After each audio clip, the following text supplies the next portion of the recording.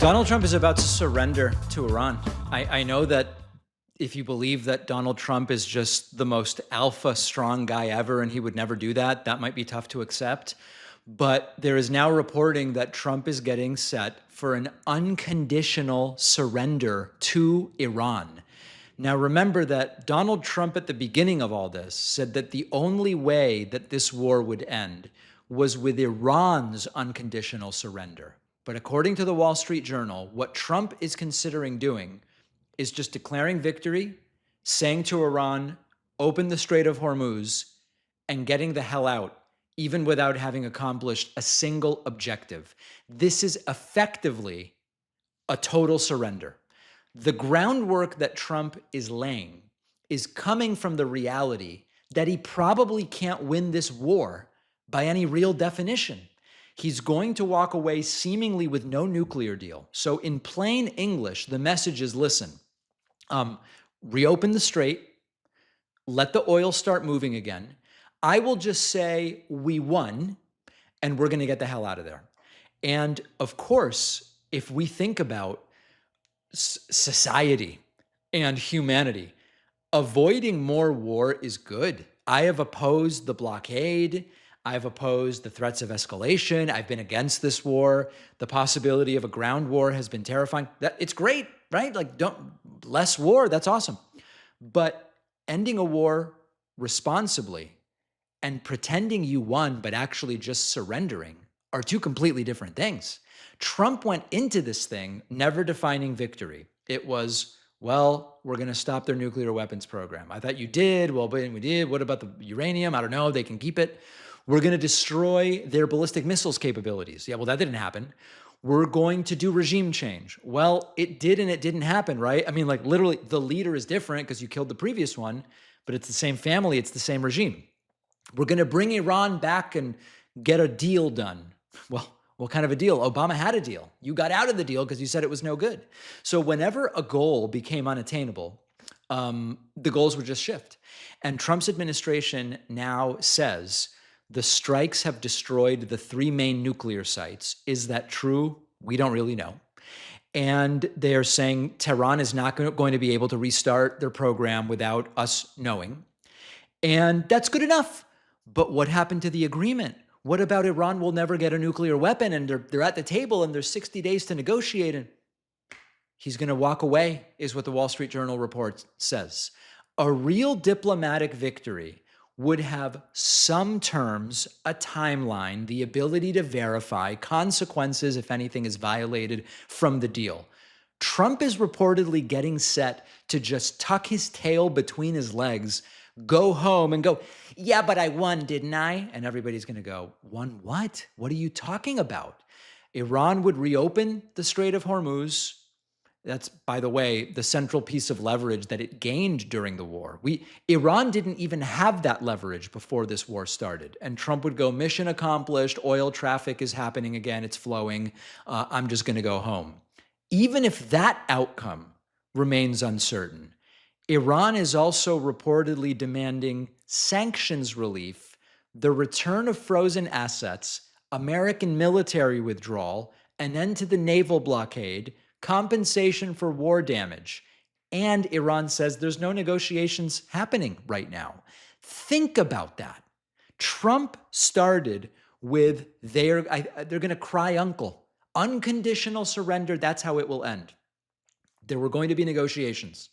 The negotiations failed. Trump insists they are negotiating, while Iran goes, we're not negotiating. What is he talking about?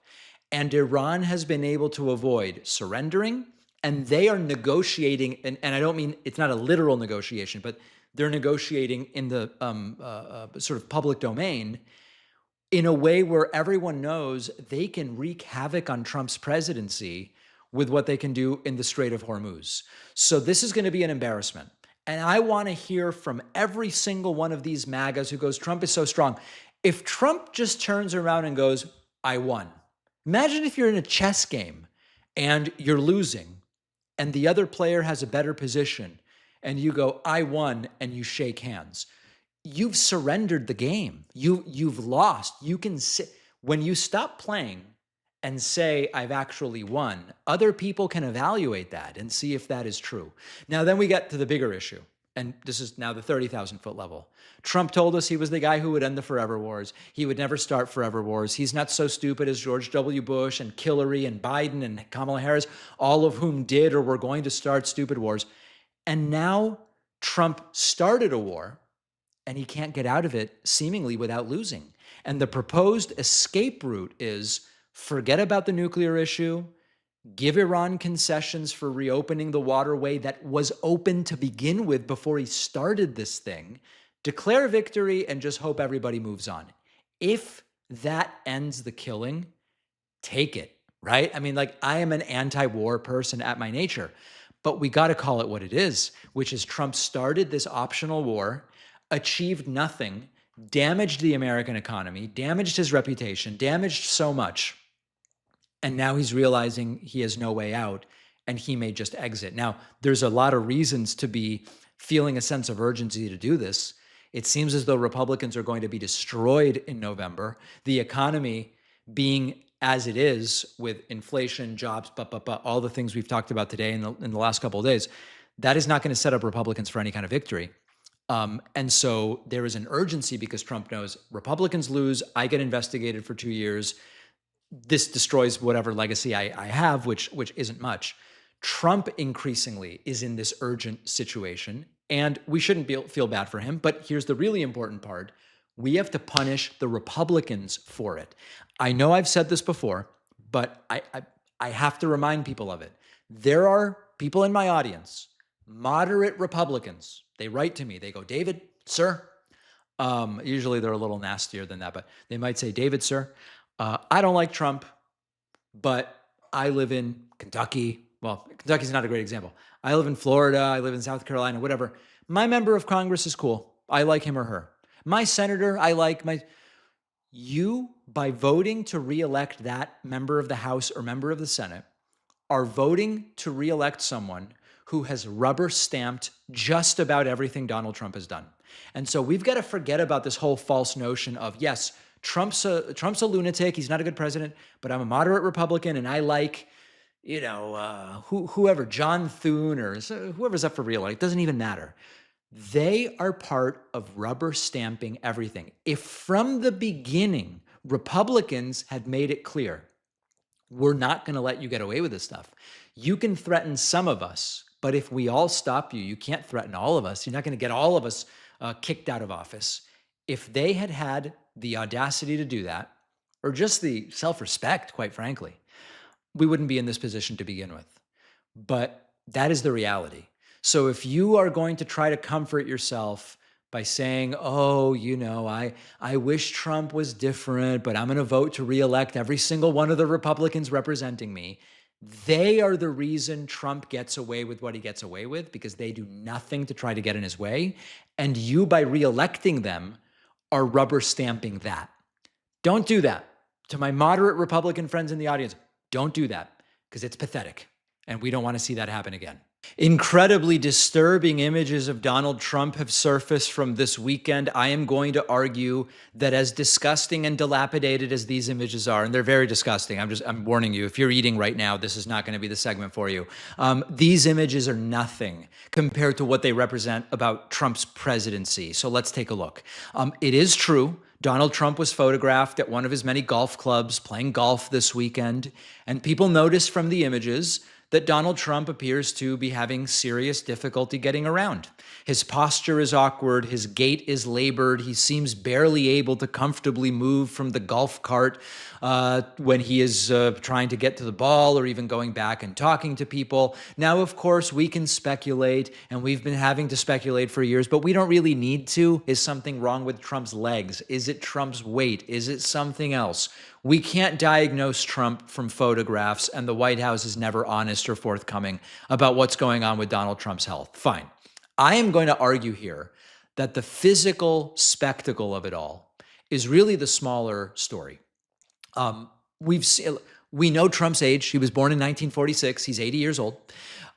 He has this strange gait. His hands are bruised. His ankles are swollen like tree trunks. He's increasingly confused at every single public appearance. He is deserving of scrutiny. And Republicans treated every stumble and every verbal mistake from Joe Biden as a national emergency. So they established a standard, and they want everybody else to look away from Trump. We've dealt with all of that. The more consequential image is Trump spending another weekend golfing while we have red alert warning signs in this economy. The US lost 23,000 jobs in July, and economists expected to gain 80,000. So you expect plus 80, you get minus 23. That's 103,000 jobs short of what economists expected. May and June quietly revised down by another roughly 100,000 jobs. So we are hemorrhaging jobs. A lot of people left the labor force, which made the unemployment rate tick down very slightly despite the loss of jobs. But the point is, hiring has stalled. Trump said we're going to be hiring like never before. Hiring is completely stalled. Previous reports were worse than reported, which, remember, when Biden was president, if there was a slight downward revision the month after, Republicans would go, they were deliberately lying about jobs numbers and later revised. Well, that's what's happening right now. And meanwhile, the affordability crisis that Trump was going to solve is getting worse because prices keep going up. Consumer prices up 3.5% from a year earlier, food up 3%, energy up almost 16%. Trump said energy would be down 50%. So this is a major problem. These are real numbers. They affect people's budgets. It is the shopper who goes to the grocery store and spends $110 and goes, I didn't get anything. Or a family that says, I had to carry a credit card balance from last month, couldn't pay it off entirely, paid interest on that. This month, I've got the interest on last month, plus I also can't pay off the credit card this month. So now I'm paying interest on multiple months. And I've got to stay in a job I hate because there might not be another good job available, or I'll lose healthcare if I leave. And Trump is golfing. Trump is golfing. Trump will go, well, the stock market's doing well. A rising market, I prefer it to a falling one.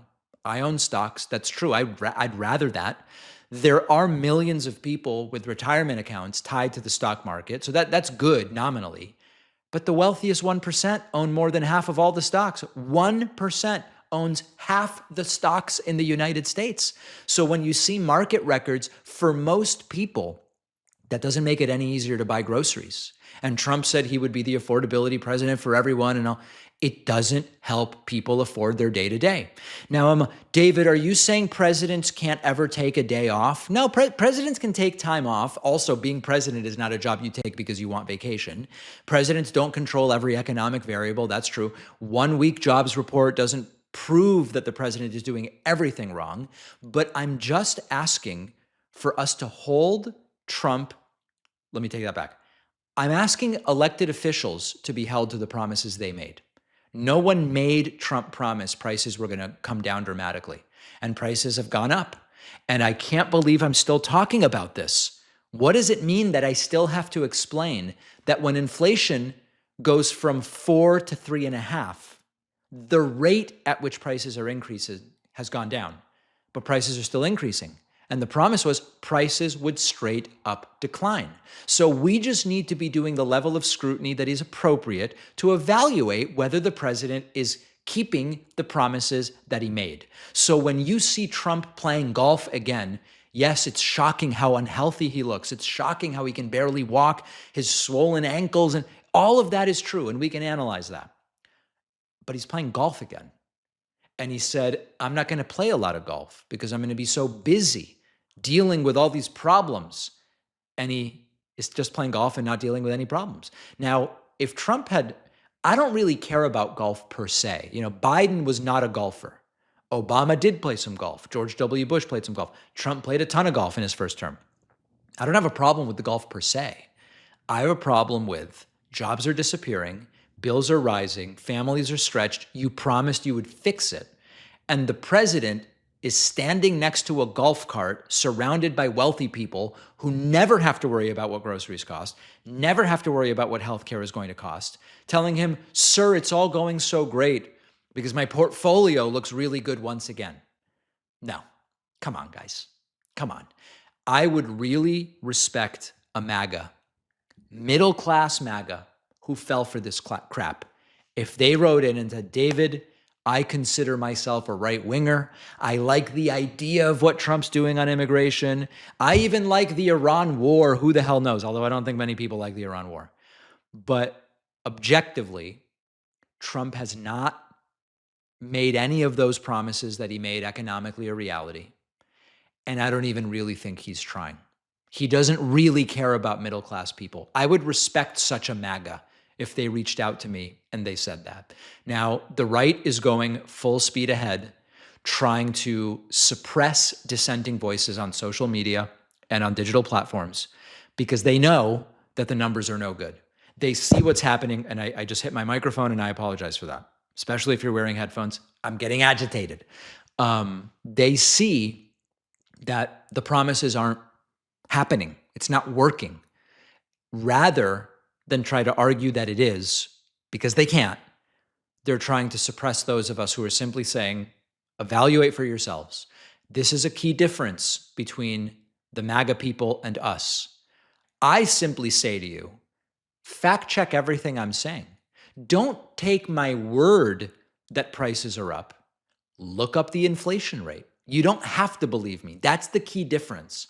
Trump goes, don't believe what you're seeing and hearing.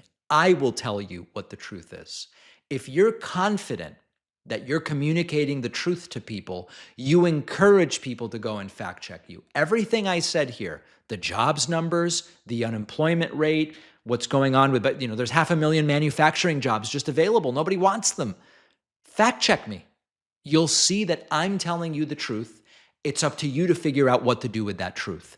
They are telling you, ignore all of reality and just listen to us. Makes you wonder why, doesn't it? The David Pakman Show is an audience-supported program, and the best, most direct way to support the show is by becoming a member at joinpakman.com. You'll get the daily bonus show, the daily commercial-free show, and plenty of other great membership perks. Get the full experience by signing up at joinpakman.com. AOC, Congresswoman Alexandria Ocasio-Cortez, has given what I think is one of the clearest indications so far that she is thinking of running in 2028. We're going to get to that in a moment. She did not announce a campaign, but when she was asked directly about it, she very deliberately refused to rule out that, yes, indeed, she might run for president in 2028. We're going to get back to that, but this was a very interesting conversation with Jonathan Karl about generational power in the United States. And this is a major topic as we think about what are future generations or even younger generations today thinking about their relationship to power and how they vote. Let's take a look at a couple of other clips. And here is AOC explaining millennials, a generation of which I am a part. And she says, the millennials are no longer punk kids. We have financial responsibilities. Some of us have children, which, by the way, she talks about in a moment. Let's take a listen to what she had to say. That we have a responsibility to attend to and be responsive to. And even right now, when we look at this insurgent wave of what is happening, oftentimes when people are doing that Monday morning quarterbacking and what demographics voted where, the big one that's being ignored is the generational tidal wave. Tsunami. I mean, you see it in the polling. It is significant. Millennials are not, punk kids anymore. Yeah. We're grown adults with mortgages and kids, and that generation is starting to be decisive at the polls, and there is anger at being ignored, sidelined, having our economic futures mortgaged by the generations that came before us on everything from the economy to climate, and we're taking the reins. So I like this. AOC says millennials are no longer the punk kids, but a lot of institutions still see millennials in that way.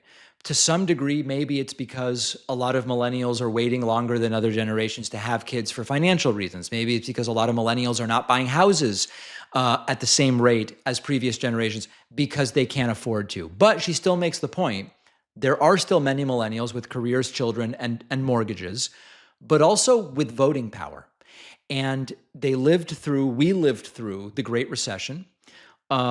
Student debt a brutal housing market, the pandemic, another huge surge in the cost of living. Now, simply saying it's the fault of older Americans that millennials have struggled, I think oversimplifies it. The real problem is an institutional problem. Washington has spent decades protecting those who have already accumulated wealth much more effectively than helping younger people build wealth. And you can see this in policy of all types. A generation that feels economically abandoned is now becoming decisive at the polls. And this is the issue with ignoring a group of people from a policy standpoint as they gain electoral power. Politicians can say, well, we're going to respond to that anger and we're going to deal with what it is millennials need and want. Or at some point, they're going to get screwed because millennials are going to say, you don't have my best interests in mind. Very interesting. AOC then makes the conversation personal and talks about how she is starting the process of freezing eggs, not ready or wanting to have kids now, but that this is something she is planning for. Take a look. Juncture. All right. And then before you go, you did have a personal announcement that you made. It was interesting to see you kind of open up in, on an Instagram Live, I believe it was.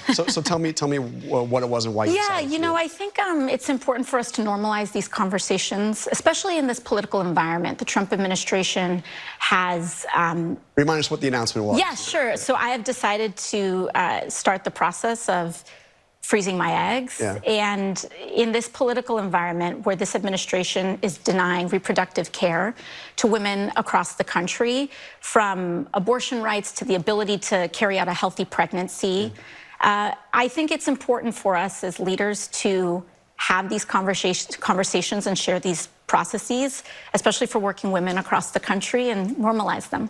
Okay, all right. Congresswoman Ocasio-Cortez, thank you very much for being here. Let's hope to talk to you again soon. Thank you. And when you're ready to make that decision about 2028, I'll let come back you know. and talk to us about it. I am sure that hearing AOC talk about freezing eggs will provoke a completely normal and rational, very well-adjusted response from the right wing.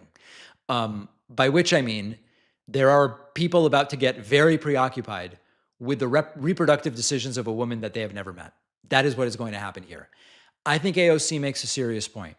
Freezing eggs is often talked about privately, and it can be expensive, physically demanding as well, and it's straight up not accessible to so many women. Talking openly about it removes the stigma, which I think is great. But if we're going to have genuine reproductive freedom, you need to do more than just normalize it. You have to have access. If you say we want to destigmatize reproductive freedom, but people don't have access to contraception, abortion, fertility treatment, maternal care, paid leave, affordable childcare, what does it really mean that you have the freedom to make your own reproductive choices? Now, Republicans love to say we support families, but they restrict policies that, or rather they use policy to restrict access to reproductive care or make it more expensive to raise kids, have kids, et cetera. That's a contradiction that you can't hide when someone explains, here are what the choices look like for me. And that's what AOC has done. I think it's great. She's going to get hit very hard on this. I know she knows that. I'm sure she doesn't care. Then the question of 2028. Jonathan Karl says, are you going to run for president? Here's her answer, and it's not a no. So we're almost out of time to get to your future. I'm sure you saw the poll in New Hampshire that had you as the leading candidate, leading choice for Democrats. First, are you going to run for president? I mean, I'm focused on winning the midterms. I'm running for Congress right now. But I mean, do you see this as something? I know you said you're open to it. Is it a realistic possibility for you? I haven't ruled out the possibility, and I'm very humbled to the tremendous amount of support out there. I think that we have a responsibility to remain focused on the midterms and not on our individual aspirations or plans. And running for Senate. Again, not a presidential announcement, but politicians who want to end speculation simply say, I'm not running. Wes Moore said that about 2028. I don't even know that I believe Wes Moore. I think if Wes Moore gets a sense that he might be able to win a primary, he would run. Marco Rubio told J.D. Vance, I'm not going to challenge you. If you run, I won't run. A lot of Republican strategists, including Rick Wilson, said to me last week, if Marco comes to believe that he might win, he'll just come up with a speech explaining why he's running anyway. So she is not saying no. And even when you say no, sometimes you mean yes. I think that this is the politically intelligent answer. And there are a lot of people who used to like AOC who have soured on her, saying she's become, she sold out, essentially. She's no longer as progressive. And I see her as far more sophisticated and savvy at this point. She knows that saying, I'm actively thinking about running in 2028, that will generate years of scrutiny. It will turn every appearance she does into a potential campaign event. And just leaving the door open in this way just lets her have options. And she would have, listen, there's a lot of people thinking about running who would have real obstacles. Gavin Newsom, who I was recently with, he is considered too centrist by many who would consider voting for Democrats. I don't want to say by Democrats because I think a lot of the people aren't necessarily Democrats. They're independents who are on the left. Newsom is disliked by a lot of those people further to his left. That's an obstacle for him.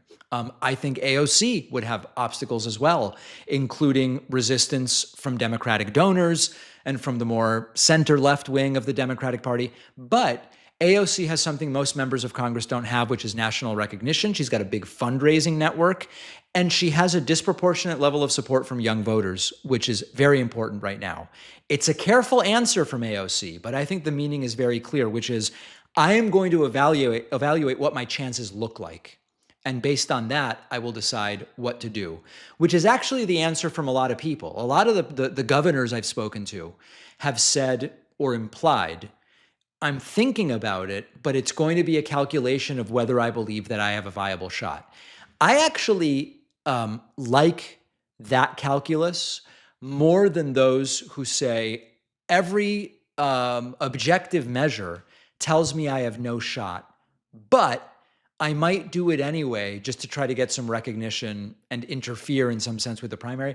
I don't love that. I like the analysis of where is my platform. And maybe if your platform isn't big enough, you just wait. And that's what maybe some of the other folks I haven't mentioned today are thinking about doing. So super interesting from AOC. I want to hear from my audience. Are you leaning any particular way? I know there's people in my audience who really like Pete Buttigieg and others who go, he's basically a consultant. That's the consultant class. We don't like him. There's people in my audience who like J.B. Pritzker or Josh Shapiro, and others who say, I don't believe that in this environment, a Jewish candidate can win the primary, never mind win the election. There's others I hear from who say, I don't find Newsom to be progressive enough, but I think he's the most aggressive, and the tone is what we need. And then I have people in my audience who also say, the only person even in the ballpark is AOC. It's AOC and Mamdani, but Mamdani can't run because he wasn't born in the United States, so it's AOC. Where are you? I want to hear from you. Send me an email, info@davidpakman.com. Leave a comment on this video. Donald Trump has become so toxic that we're starting to see Republicans in Georgia say, hey, we're going to endorse the Democrat rather than the Republican in one of the most important Senate races that there is. This is how you know you're failing. This is how you know that even your own party is running away from you. So let me tell you what's going on. In just a 3-day period, former Republican Senator Jeff Flake, Tifton Mayor Julie Smith, and Valdosta Mayor Scott James Matheson endorsed the Democratic senator in Georgia, Jon Ossoff, over the Trump-backed Republican Mike Collins. Think about that. Now, these Republicans have not suddenly become liberals. You know, whenever a Republican endorses a Democrat, you'll see antagonists go, this proves that that Democrat is secretly a right-winger. That's why they're supporting him. That is absurd. An endorsement doesn't mean two people agree on every policy. It means that given our choices, we have two options. One candidate has earned some support across party lines, or one candidate is just so nuts that even the people in their own party are running away from him. Now, Flake specifically said, when you look at Jon Ossoff, you see not a guy who I agree with on every policy. I see a man of character, a man who does constituent work, and a man who respects the institution of the Senate. And Flake also criticized Collins, the MAGA endorsed Republican, for refusing to even say, listen, Joe Biden won in 2020. I wish that he hadn't, but Joe Biden won in 2020. Smith said, as a Republican, Smith said, Ossoff, the Democrat, has delivered for South Georgia. Matheson said, I'm going to take heat for crossing party lines, but I have built a relationship with this senator, and this senator has done well for my constituents in Georgia. This is not evidence that Jon Ossoff is a Republican. It's evidence that at a certain point, when MAGA nominates and has these whacked out lunatics, if you have a Democrat that you agree with on a lot of policy, but they're competent, they have character, they respect democracy at the end of the day, it can matter more than party loyalty. And it also shows just how repellent Donald Trump's version of the Republican Party has become to some Republicans. Now, Collins is facing a lot of questions that go directly to character. Questions about connections between his campaign and anti-Semitic and white nationalist figures. Really just ugly, nasty stuff. His campaign says, no, it's all made up. But when the choice is Ossoff, the incumbent, and this MAGA candidate who won't even say, yes, Trump really lost in 2020, there are Republicans who are saying, this is just too much, I'm going to go with the Democrat. Now, there is another reason that Republicans are right to fear Jon Ossoff. Ossoff has what it takes to become a national figure. I've been watching Ossoff very closely, and when people talk about 2028, they naturally are gravitating to the governors. And there's very interesting Democratic gubernatorial candidates who are potential candidates for 2028. But Ossoff is a little different. First of all, he's from the Senate rather than being a governor. He's younger than all of them. He's disciplined. He's really good on camera. His fundraising is excellent. He's willing to confront Trump directly. And importantly, remember the whole thing of what we really need is a Democrat from the South. Ossoff represents Georgia in the Senate, and that's a state that Donald Trump has previously carried. Not Biden won it in 2020, but Trump got it in 2024. And Ossoff, of course, has support from Democrats, and he's got support from independents, but there are even some Republicans, other than these that are endorsing him, I mean Republican voters that also like Ossoff. And so when you think about 2028, Ossoff is potentially a very strong contender. Now, he said he is not interested in running in 28. He's up for re-election now. It's a 6-year term. That term would go through 2032. Fine. But it's clear that Republicans understand the threat. They know that Ossoff could come from this re-election campaign, where he's doing really well right now, by the way, and he could come out of it with a national profile. And he will have proven that he can win multiple times in Georgia, not once and it's a fluke, multiple times. And this is a very strong argument that Democrats can compete in the South without watering down values. The latest numbers are fascinating. There's an AARP poll which finds Ossoff is up 9 in Georgia. That is a state Trump just won in 2024. One poll doesn't tell you everything. Georgia's competitive. You've got to get the votes. You've got to run the race. But this is an extraordinary situation. What is proven by seeing 3 Republicans cross party lines and go, I'm with the Democrat Ossoff, is that he's formidable. He can build a coalition that I believe Democrats need. You got to have strong support from the base. You need credibility with independents. And then you also need some crossover appeal so that Republicans go, damn, this guy might actually have what it takes here. Trump, on the other hand, just goes, I need total loyalty. The party must be completely and totally loyal to me. Ossoff is showing those sorts of demands can backfire and backfire very quickly. So I'm very interested in this Georgia race. If Ossoff wins, the first step is he's got to win. If he wins decisively, I believe that the conversation on Ossoff is going to be also about 2028.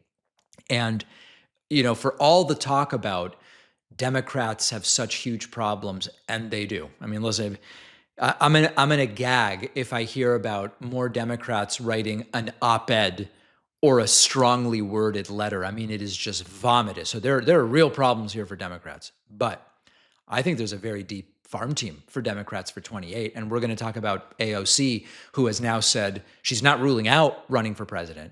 We have a situation where in the Democratic Party, you have everything from strong centrists to more progressives, all of whom have the ability, the charisma, the gravitas, the policy chops to be really good candidates.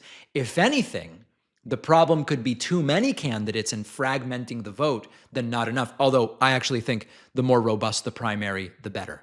So Ossoff with the crossover appeal, Ossoff leading by 9 in Georgia, excellent candidate.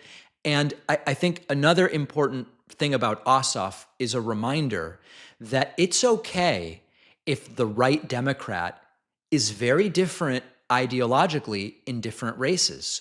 Troy Jackson in Maine facing off against Susan Collins in front of Maine voters doesn't need to check all the same boxes that Jon Ossoff has to check in a state like Georgia compared to Tallarico in Texas.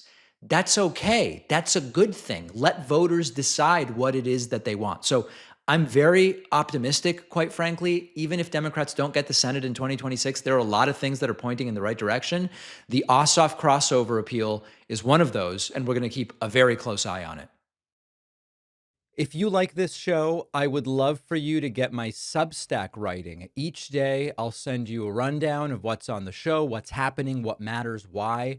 It's free, no spam. Substack is also the only place where we own our data.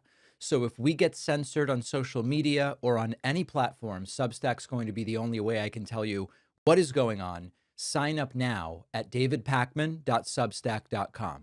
Republicans won't tell you this. Trump won't tell you this, but completely normal, run-of-the-mill, uncontroversial Democrats, including in some red states, are destroying lunatic Republicans right now. It's sort of like an anti-headline. It's like milquetoast, uncontroversial people are doing better than lunatics. And yet it is something extraordinary that is happening, because in states that Democrats supposedly can't win, we have like just I don't say this as praise or as an insult. This is not pejorative nor the opposite. Mainstream, pragmatic Democratic candidates are putting up huge numbers against MAGA Republicans. And if even part of these polling numbers survive until November, Republicans may be driving straight into an electoral disaster. Let's take a look at this. Starting in Georgia, Democratic incumbent Senator Jon Ossoff leads the Trump-endorsed Mike Collins by 13 points. Folks, Trump won Georgia in 2024, and the Democrat is defeating Trump's boy by 13. Now, you might say, well, maybe Ossoff always wins by a lot, but no. Ossoff's first Senate election was decided by roughly like a point, if I remember correctly. He's winning by 13. He's winning 68% of independents. He's winning 66% of moderates. Even a quarter of non-MAGA Republicans support Jon Ossoff. Look at that. North Carolina, maybe even more consequential because this could flip an open seat. Former Democratic Governor Roy Cooper is leading Michael Whatley. That's not Tim Whatley, the dentist from Seinfeld, played by Bryan Cranston. This is Michael Whatley, the former Republican National Committee chairman. The Democrat Cooper is up by 9 in North Carolina. And Cooper is not, run. You might not even know about this race because Cooper is not trying to do like the main character on social media thing that Whatley kind of is trying to do. He was a popular 2-term governor. He won by focusing on the economy, on healthcare, on being competent. He has a 9-point lead in a state that hasn't elected a Democratic senator in nearly 20 years. We then go to Ohio. Ohio, where Sherrod Brown, who lost his Senate seat back in 2024, he's ahead of the incumbent by 8 points. Folks, this is Ohio, which voted for Trump by double digits in 2024. And the incumbent Republican is losing by 8 to Sherrod Brown. Sherrod Brown is sort of like a labor Democrat. He talks about wages. He talks about unions manufacturing the just the stuff normal working people care about. And it is he has no skeletons in his closet. He's just like, I say this in the best way. He's a boring pro-worker Democrat. Iowa, another interesting race, which we are going to be talking about a lot more. We have Democrat Josh Turek leading Republican Ashley Hinson 50-46. That's a 4-point lead. This one's tighter, but this is Iowa, ladies and gentlemen. And then we look at Texas, where, okay, so there's a lot of undecideds here. We have Democratic candidate James Tallarico leading Ken Paxton 45-40. 45-40. There are still 15% undecided in there, but that is a remarkable number. Tallarico is leading independents 68-29. He's attracting also about a quarter of self-described non-MAGA Republicans. And what's Tallarico talking about? Affordability, education, healthcare, how his opponent is corrupt. And he's talking about it in just kind of like normal everyday language. Now, what are the caveats here? A lot of caveats. There's a history of Democrats leading Republicans in Senate races over the summer in red states, and then they lose. That's one caveat. Another caveat is these are polls, not election results. Another caveat is these are all from Fox News polling. Now, Fox News polling is actually good, but it would be expected that these races could tighten. Everybody should behave as though every single one of these races is tied. Now, let's talk about the broader pattern. These are all very different candidates. Georgia, North Carolina, Ohio, Iowa, Texas, these are different places. They have different concerns. What is the common thread between these candidates? They communicate like normal people. You hear them talk and it's like, oh, that sounds like a somewhat normal person compared to Whatley, Paxton especially. And they communicate like normal people about affordability, healthcare, jobs, and corruption. They aren't looking for the most provocative positions to generate applause in online bubbles. They aren't Republican light. They're defending Democratic values. They're running as Democrats, and they know who they are running against. And then meanwhile, you see Republicans, Mike Collins, Michael Whatley, Ken Paxton. These are people defined by, I deny election results, I'm loyal to Trump, I have scandals in some cases, and I am part of a movement called MAGA that is completely detached from the everyday concerns of Americans. So I think there's an important lesson here. Obviously, we need to see how these races shake out. But the correct candidates so Georgia, Ossoff and Tallarico are very different, is the point I'm trying to make. And they're both doing a good job, as are these other candidates, of meeting voters where they are. And Republicans want this to be an abstract debate about cultural panic that Fox News has ginned up, or about socialism and communism or whatever. These Democrats are talking about kitchen table issues, and to the extent that the Republican candidates are Trump loyalists, they're also sort of making this a referendum on Donald Trump. This is why Republicans are losing these races. They assumed a lot of these were safe. Despite Ossoff being an incumbent, a lot of Republicans thought that they were going to take out Ossoff. North Carolina, they thought was winnable. Ohio and Iowa, they assumed was winnable. Texas, they still believe they're going to win, and maybe they will, but maybe they won't. If these numbers hold, what will hit them in November is going to be devastating. Devastating. Now, these are not all opportunities to flip the state. Ossoff is the incumbent already, for example. But the message that it would send to win some of these races and to take the House. And listen, maybe they can take the Senate. It's not looking awesome, but maybe they can. We don't give up. But take the House and at least flip some of these seats. It's going to be a real message to Republicans considering their post-Trump future. You love to see it. And some really great campaigns to get involved in. This seriously pisses me off. Joe Biden, as we know, has stage 4 cancer. It has spread beyond his bones. His son, Hunter Biden, says he's in terrible pain. And somehow, one of the genuinely horrifying questions we now have to ask is what happens if Joe Biden dies while Trump is president? Trump has made the question unavoidable. Now, let me address that in a moment. Here is Hunter Biden just recently revealing that his dad is doing worse. He says it's sad to watch. He says he's in pain.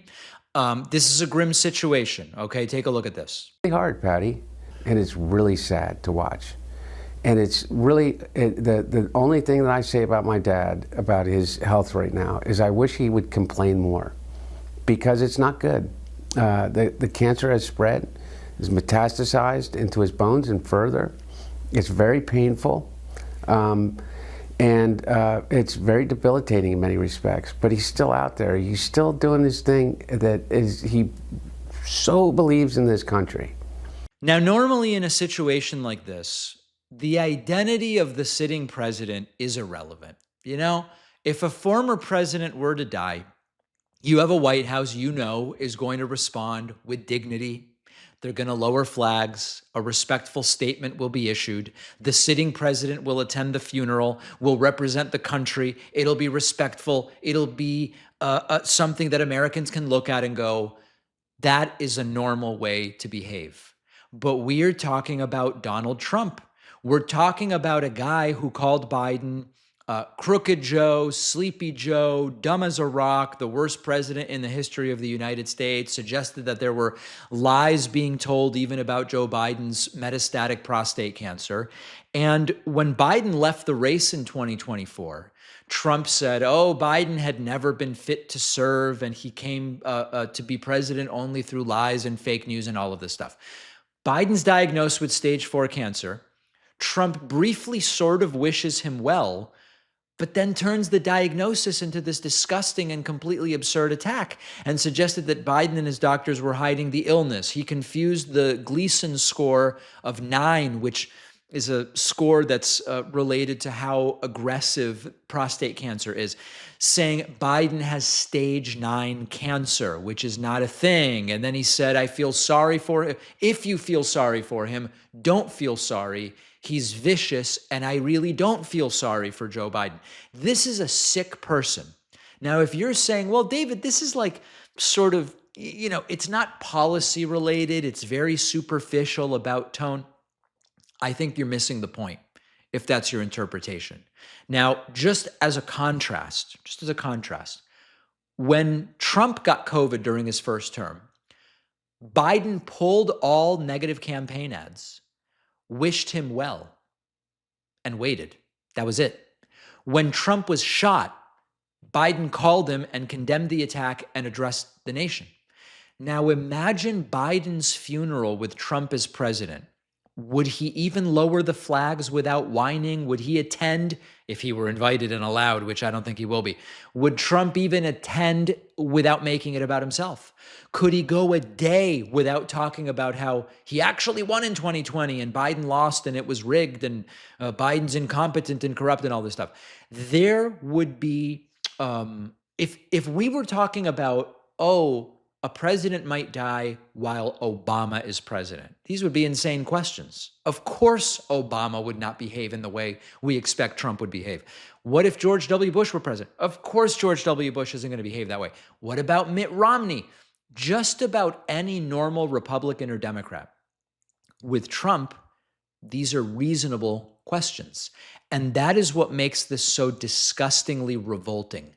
Biden and his family are dealing with fear, the possibility of the end of Biden's life. Biden's not doing well, okay? That's the point. That's what we learned over the weekend.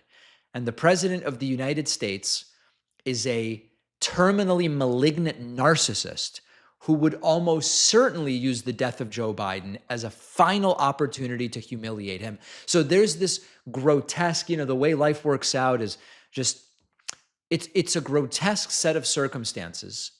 And Trump's behavior is always completely beneath the presidency. And it is really an indictment of every person who knew exactly who Trump was and decided to vote for him anyway. Now, there is a practical reality here. The same way that Donald Trump was not involved in the funeral of George H.W. Bush because the Bush family didn't want Trump anywhere near it. I'm guessing that it'll be the same thing. If, and we hope it doesn't happen, if Joe Biden were to pass away while Donald Trump is president. Now, I know so many people hear this kind of stuff and they go, David, I care about affordability. I care about the Iran war. I care about healthcare, education, foreign policy. This is not about that. I get that. What we are talking about here is the trickle-down effect of having such a disgusting person as president of the United States. And we have an example that reminds us how this tangential behavioral stuff is highly relevant to our politics. Back when Donald Trump was first becoming the nominee and ultimately the president in 2016 into 2017, one of the things I said is when the president of the United States talks about grab him by the pussy and it has no effect and he becomes president, the nominee and president and all this stuff, it is of course reasonable that it becomes harder to explain to kids why that sort of behavior isn't okay. But the president did it and he became president anyway. And case in point, last week we had this disgusting clip of Republican Congressman Max Miller, who's been accused of very serious abuse of his ex-wife. And there were even implications that he abused their kid, although he's denied all of it, quite frankly. One of the things that he said, Max Miller said to Jake Tapper was, of course I'm not going to drop out. Donald Trump faced similar allegations. He stayed in and became president of the United States. That is exactly what I am talking about. And so the sort of behavior that Donald Trump would almost certainly exhibit if he presided over, if he was president at the time of Joe Biden's passing, which I hope Joe Biden, as we say, may he live to 120, right? As we say in the sort of Jewish non-religious tradition and religious. I hope that doesn't happen. But the reason it matters is if we are trying to model appropriate, reasonable, normal behavior, you're not going to get normal behavior from Trump if Joe Biden were to pass away while he is president. So, our thoughts go out to the Biden family. Joe Biden clearly not doing well. There are people writing to me with medical people writing to me with prognoses based on what Hunter Biden said. I don't even want to get into that. Trump, as the person who is in charge at the time of such a passing, disgusts me. The mere premise disgusts me. The David Pakman Show is an audience-supported program, and the best, most direct way to support the show is by becoming a member at joinpakman.com. You'll get the daily bonus show, the daily commercial-free show, and plenty of other great membership perks. Get the full experience by signing up at joinpakman.com. Well, Donald Trump's has shriveled to 1/10 the size of Biden's. Do you guys know what I'm talking about? You need a microscope to see Donald Trump's. I'm obviously talking about job creation. I don't know what you guys were thinking of, please. You may remember that Donald Trump promised the biggest and strongest and most masculine economy that anyone has ever seen. And what has happened instead is that job growth has shriveled to roughly 1/10 the size of Joe Biden's. Flaccid, you might call it. We have this new jobs report that I mentioned, just a disaster. I mean, there's no way, even Fox News is like, yeah, this isn't great. The United States lost 23,000 jobs in July. Economists expected about 80,000 jobs to be added, meaning there was a miss of expectations by about 100,000 jobs. Not good. We then get to the previous numbers. There were downward revisions. May and June were revised down by about another 100,000 jobs. May was roughly cut in half. The report was 129,000. It was really 63,000 jobs created in May. June was reported as 57K. It was only 20,000, almost a 2/3 downward reduction. This is terrible. This is, no matter who you are, this really should go beyond politics. Oh, David, you're on the left. Don't you want Trump to fail? No, first of all, I care about people other than myself. So I care about other people not having jobs. And even if you want to go, even if I'm selfish about it, I want the show to do well. And if a ton of people don't have jobs, that's people who can't buy the stuff our advertisers want to sell, so our advertisers won't renew, they won't be able to afford memberships. So whether it's just I actually care about other people, I would want the jobs numbers to be good. If it's I want the best thing for the show and me personally, I would want the jobs numbers to be good. It's good for everybody for jobs numbers to be good. Over the last 12 months, the United States economy has averaged only 34,000 new jobs a month once you take into consideration these downward revisions. 34,000 under Trump, 336,000 under Biden. Now, remember, this is not a show where I'm the cult leader. In fact, we're kind of getting off track here, but I think I would be much more successful and this show would be much bigger if I organized this show around me as a cult leader with unique knowledge that only I can give you and encourage people not to fact check me. But the truth is, it's Trump who goes, don't believe what you're seeing, don't believe what you're hearing, don't believe what you're being told by the fake news media, just believe me.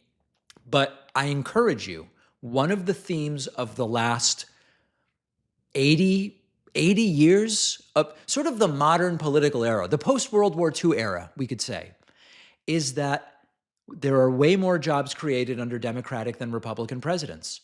Don't believe me? Good. You should be skeptical. Go and verify it. Or maybe you're like, trust but verify. David, you're probably trying to tell us the truth, but maybe you got it wrong. Go verify it. Now, when Republicans have no choice but to acknowledge, okay, yeah, there are way more jobs created. It's not close. Way more jobs created when a Democrat is president than when a Republican is president. They will go, yeah, but it's usually the policies of the Republican from before that are starting to take a. There is no justification of that. That has been studied by economists, and that does not appear. Well, jobs are measured differently when No, jobs are measured the exact same way when Republican. Okay, so fact check that. Trump's number is about 1/10 the size of Biden's number. But where has the rhetoric been? Trump has spent years saying every good economic number is my personal achievement. Every good economic number when a Democrat is president, the numbers are fake. Any bad economic number when I'm president is either a fake number or it's someone else's fault. And when I'm president, everything will come roaring back. While Trump is president, he came back. And you need a microscope to see the size of Trump's boom. It's such a tiny boom that it's almost micro boom. Medical doctors are like, wow, this thing's tiny. Let me briefly just divert to manufacturing jobs. Only 5,000 new manufacturing jobs in July. Retail lost 19,000. Local government education lost 50,000. Private sector added 30. So this is a very concerning set of circumstances with jobs. Manufacturing specifically was supposed to be the centerpiece of Donald Trump's economic miracle that he would bestow upon us. And the tariffs were going to be so good. And instead, prices are up, manufacturing jobs are down, and there are 500,000 open manufacturing jobs right now. The tariffs have cost Americans hundreds of billions. We have serious shrinkage. The familiar Trump routine. He erects gigantic expectations, produces a completely flaccid result, and then goes, everybody see how huge my thing is? It's just such a huge economy. If Joe Biden lost 23,000 jobs or had been averaging only 34,000 for his entire presidency, Fox would have a countdown clock, Republicans would be holding congressional hearings, and under Trump, they look for some, retail that is only on the third floor of malls and open on weekends is doing pretty okay, and this sort of stuff. It's pathetic. The promise was total virility for the economy, and we're getting this exhausted labor market. We're losing jobs some months, downward revisions. We have the numbers, we have the promises. I'm not asking anybody to do anything special. When you vote in November, just evaluate the promises and see if they came true. That's all I'm saying. And you don't have to take my word for whether they did or didn't. Just remind yourself, what were the promises? The tariffs would be a huge boom for the US. we wouldn't start any new wars. We were going to move forward on growing manufacturing employment. Just evaluate whether any of the promises have come true. And I can only imagine that you will say to yourself, if you're honest with yourself, which can be tough to do when you fell for it, whatever boom Donald Trump promised has gone soft.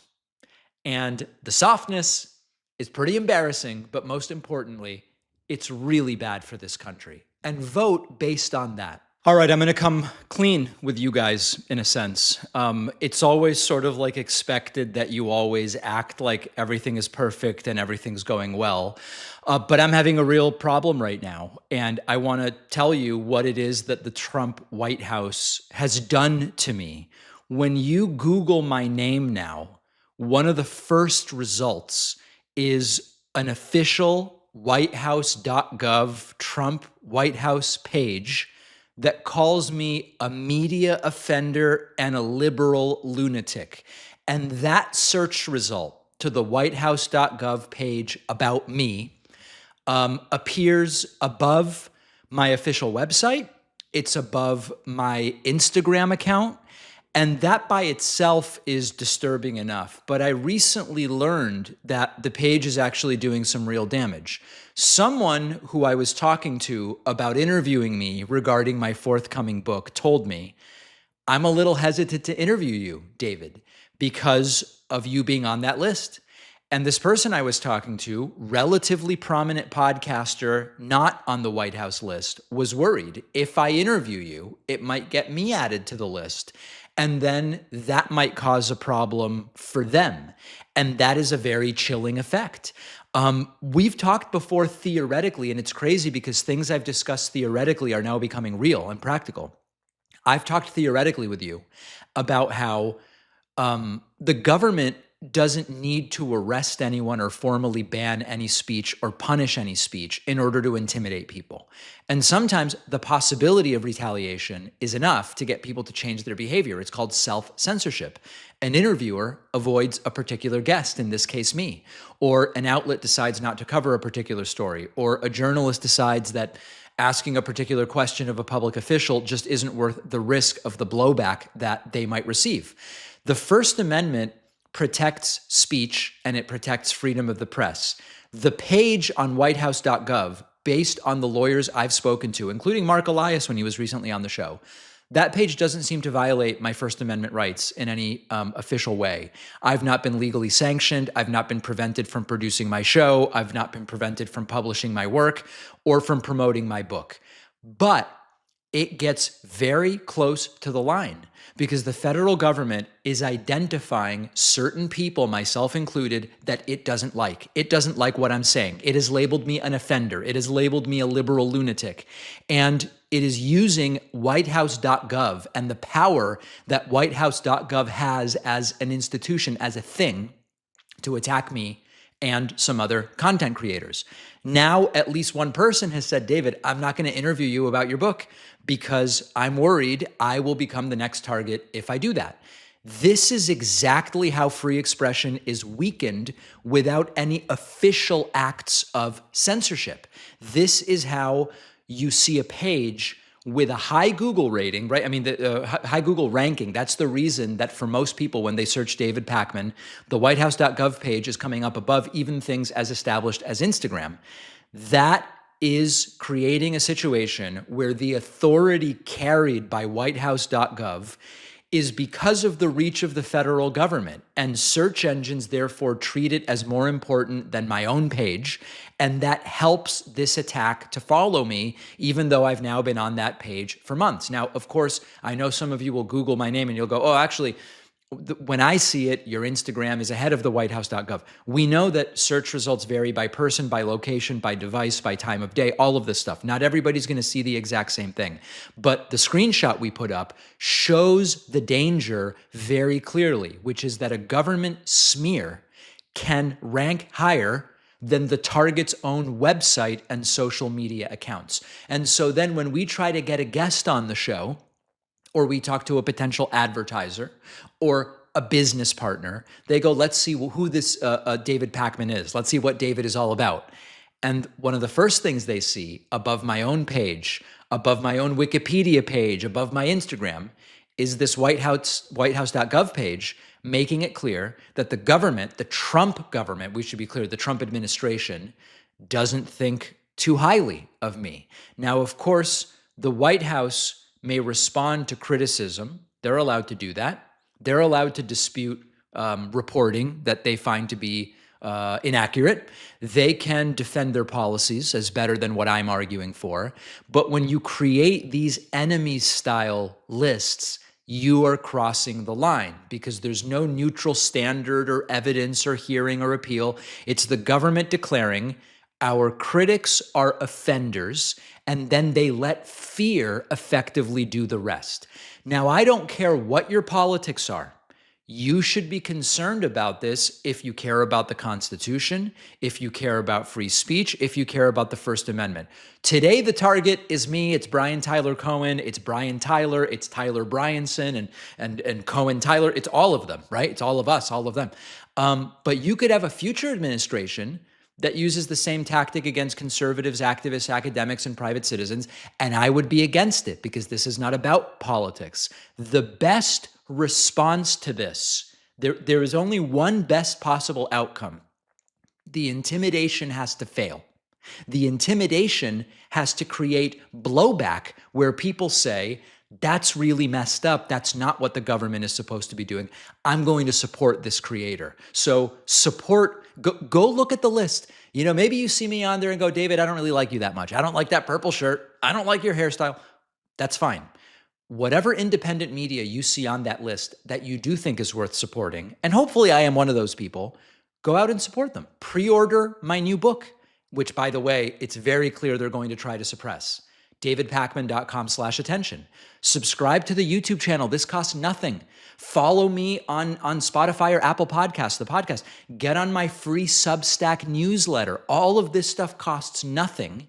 And we are going to push back and fight them because we can't let them get away with this. They can put my name on a list. They absolutely, they did it. It should not be able to frighten people into looking the other way when we see the bully pulpit of whitehouse.gov used to attack critics. This is what we see in authoritarian countries. This is what we see in dictatorships. This is what we see in this world of, if we don't find what they are saying flattering, then we would like it to be against the law. And that's the administration that we have right now. It's not the American way. And whether it's a Republican, a Democrat, a progressive commentator, a right-wing commentator, let's criticize their ideas. Let's say, I don't believe that you're right about what you're saying. But these lists harken back to some of the darkest periods of media suppression and worse in authoritarian dictatorships over the last 150 years around the world. We can't let them win with it. If you're not subscribed to the YouTube channel, please do. We estimate there's 4 million people who are watching videos every month and not subscribed. Just imagine what we could do if even a fraction of those 4 million did subscribe. And thank you to everyone who has reached out. I've heard from so many people in the audience who say, David, we agree on some things, we disagree on others. I don't like your take on GMO. I don't like, but what is being done is wrong. And we need to support the ability to debate these ideas, and saying these people shouldn't have a voice is wrong. Thanks to all of those. Let's do it. We're not going to let them get away with this.